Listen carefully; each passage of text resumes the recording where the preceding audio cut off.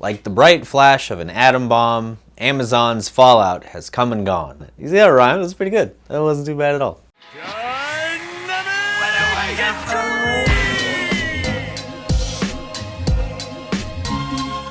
So today I want to give a big spoiler warning before we go into anything, mostly because while I'm not going to give too many details away, I'd like to actually talk about this a little bit because I enjoyed Amazon's Fallout. That's right, it is dropped, it has been fully released, there's no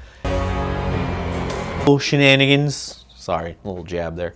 But seriously, they dropped the whole show and I spent the weekend enjoying it, and I just finished a couple hours ago. And overall, I'd like to say that I liked the show. The show opens up showing us right before the bombs fall, which Fallout 4 did as well too, and I actually kind of like that. We get the perspective of Cooper Howard right as the bombs fall, as he's attending a bit of a gig, so to speak. And it's a crazy scene because, you know, in Fallout 4, you kind of get that visual as you're like running to the vault for the first time, but you only see the one bomb go off. But as the camera continues to pan out, right before the scene ends, you see like 2, 3, 4, 5 bombs going off in the distance, and the whole of California being completely obliterated. It's nuts. The visual in itself is wild to see in the scope of things in this day and age. But a very cool visual nonetheless. Afterwards, we intro to the rest of the current timeline, which takes place sometime after 2277. I'm not exactly sure the timeline. They show it later in the show, but I don't really pay attention to that in the moment. I just kind of was like, I'm watching the show. I don't want to get into like lore theory or anything at this time. The show opens up and we see Lucy McLean, the character that we saw in many of the trailers before, our titular Vault character in the show, and she opens up for a wedding, of all things. That's pretty fun. I'm not going to go into much more after that. It's a very fun scene. Everything about that whole part in the Vault is cool, and we find out much later in the first episode that it's not the last that we see of Vault 33. Lucy's brother actually happens to stay there for the remainder of it, and goes to be our kind of guide and eyes into the inner workings and machinations of Vault 33's secrets and the connected sister vaults of Vault 31 and 32 in this weird triangle formation thing that they got going on. It's a cool side story, and I wasn't expecting to be as invested in it as I was with everything else going on. After we do some of the Vault shenanigans, we move on to see Maximus's story, who is our character in the Brotherhood of Steel. Maximus, at the time of the first episode, is an aspirant, which is like the lowest cadet rank after being kind of like a foundling in the Brotherhood of Steel. And speaking of foundling, you see through like a little vision flashback deal of his that he was. Some great atrocity happens in the home that he grew up in, and he is rescued by a Brotherhood of Steel member and was later raised and brought into their ranks, which is something they do. So that's kind of cool to see that they decided to go through that direction with his character, because it is something that's like in lore and well established. So easy enough route to go. I like it. Maximus will kind of move through his journey until he eventually gets out into the wilds and is exploring as a squire. Again, talking about some of it, don't want to go into too much detail of the like specifics. The knight he serves under, though, real eye-opener.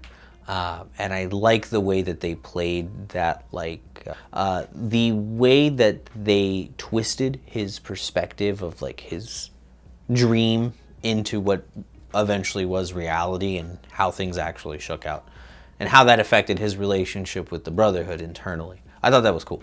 I'll also say that while he's the character that frustrated me most around like episode 3, as we got a little further into the season 1 line of episodes, he is also the most human of the characters. I think Max did most of the things that I probably did in my own playthroughs. I definitely would have made a lot of the same shifty moves to get an advantage or to get a one-up in my own gameplay. So I would say that if I had any frustrations with things his character did, it's probably because I see myself in those actions, and I think that's very cool. But Maximus' story kind of slows down around 3 and picks back up a little after 4 and 5.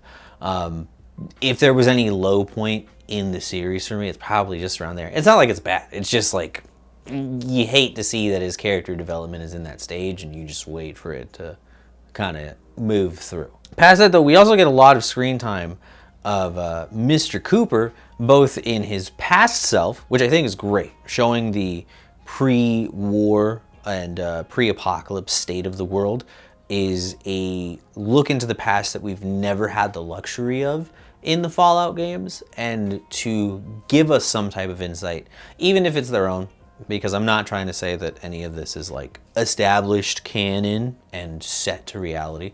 But I think that what they did show is like a cathartic release for a lot of us, at least for myself, because I've always wanted to see a lot of these like backroom conversations that Vault-Tec had on how they helmed the world or if they did certain things. One of the big fan theories being about who perpetuated the apocalypse in itself, you know? So that kind of stuff is explored a bit in the past sections that we get, as his opposite, the Ghoul, is kind of flashing in and out of reality. The Ghoul is awesome. It's just the coolest cowboy character that I've seen in a while, and I don't know what that handgun is that he has, but he be hitting people from like the other side of a battlefield, and they go flying like they're connected to a bunch of wires. It's so great. It's kind of campy, but it's kind of great at the same time. A lot of the shootouts are really cool. I like most of the effects. I think that the Gulper, you guys remember the Gulper? I think the Gulper is really cool, and that close-up that they do where the hand mouth is all like, that's disgusting. But it's also stuff that you want to see in a Fallout show. But anyway, the secret character that we didn't know anything about was briefly lived, but included all the same, and it was an Enclave scientist and his faithful dog companion. That's right, we have an answer for where the dog came from. A special trained Enclave German Shepherd. And this scientist kind of helps to bring the whole plot together and connect a lot of the plot threads to one conducive story, as opposed to being just a bunch of jumbled mess and stories amongst the wasteland as a whole. I thought that his character was really cool.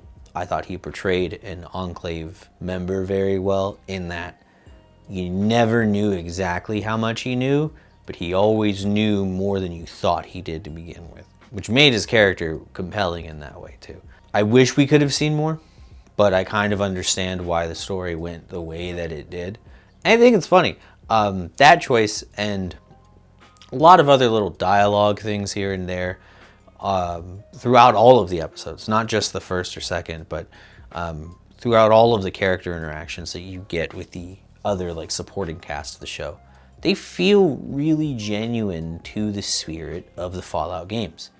People are weird. Like, all of the people that you see in vaults, the number of vaults, there's a couple in the show, are batshit crazy, completely delusional, and just out of sync with the rest of the world. Whereas people on the surface are struggling to survive, doing what they can to make sure that they can make it to the next sunrise, and crazy in their own right too. I don't think anybody really did a particularly bad job at portraying that or keeping that energy alive. I thought it was cool. And speaking of cast, I don't have the time to talk about every single person that you end up seeing in the show, and I'm not going to go into each person, but like, by the final episode, I was just like, I didn't even know these folks were in this production. And it's amazing because they added so much to the quality of the show as a whole. There's a particular radio host and a particular voice actor that'll make sense once you watch the show. They really did it for me. That I thought, like, when I saw both of them, I was like, oh, this is so cool. I think that's great to see those people in here. Yeah, overall, I would say that it was really well done for the decisions that they chose to go with. There are a few contentious ones. I'm just going to go out and say it. I spoiler warninged, and I'll just kind of throw this in here. Sorry. But the whole, like, destruction of Shady Sands, I think is actually kind of a good idea. Don't get me wrong. Is it weird? Does it create questions for where everything fits in the timeline? Like I said, they kind of cover it, like the final episode, but maybe, I don't know. But I think it's better to have gotten rid of it, because if Shady Sands existed, I think we would spend too much time worrying about the accuracy or like what it should have been after a certain period of time into the NCR's lifespan. And it's kind of easier to just shuffle the board and be like, oh, it's not there anymore. I guess we don't have to talk about it. Oh boy. And they do still kind of talk about Shady Sands a lot. So, you know, you can get your old nostalgia kick through that, but at the same time, I still think it was the right move to just get rid of it and use that as a plot device. That's kind of cool. The Commonwealth gets mentioned, and I don't know if they're just using Commonwealth in a speech for like flowery wording and to sound more intelligent, but they could also mean the Commonwealth of Boston, because we know that that's a place, and the Prydwen is definitely big enough to have traveled around that space. That one, I will say, begs the question, if the Prydwen is still around, then that would mean that either the stuff in Fallout 4 is just completely disjointed, or the Prydwen wasn't destroyed during Fallout 4, so that means the Institute, the railroad. See, this is the kind of thing I didn't want to get into with this to begin with. Like, just, I think it's better to keep them disconnected as a whole. But I will admit, you know, just the sheer existence of certain things does make it so that you're going to look at the games no matter what. Overall, though, I think Amazon managed to deliver a really solid product that stands on its own two legs as an entry into the Fallout world and mythos. And I thought it was a lot of fun. They left the door open for a second season, and the last episode, like, I was having fun the whole time, and then the last episode comes up and it's just like, bam, here's something else that's cool. Bam, here's something else you didn't think you were gonna see. Bam, it just keeps hitting you in the face, and I don't want to hype it up too much because I tend to ruin things like that, folks, but really, I'm impressed. I wanted to go in optimistically, and it turns out I had a lot of fun the whole time. So thank you to the cast and crew of Fallout. I think you guys did a great job, and I can't wait to see what you put out next. But anyway, what about what we put out next? Huh? Because we put out a bunch of stuff, and you could see that in our channel here, or wherever those little things go that take you to other videos. I don't know. Nate does, because he's the wizard of that stuff. But we certainly do appreciate it, and any likes and shares and comments and subscribes about this topic or any others, because that's why we do this, you know, to talk to the fans and tell you how we feel about certain things. So thank you, as always, for your time and attention, and I hope you have a good one. Peace.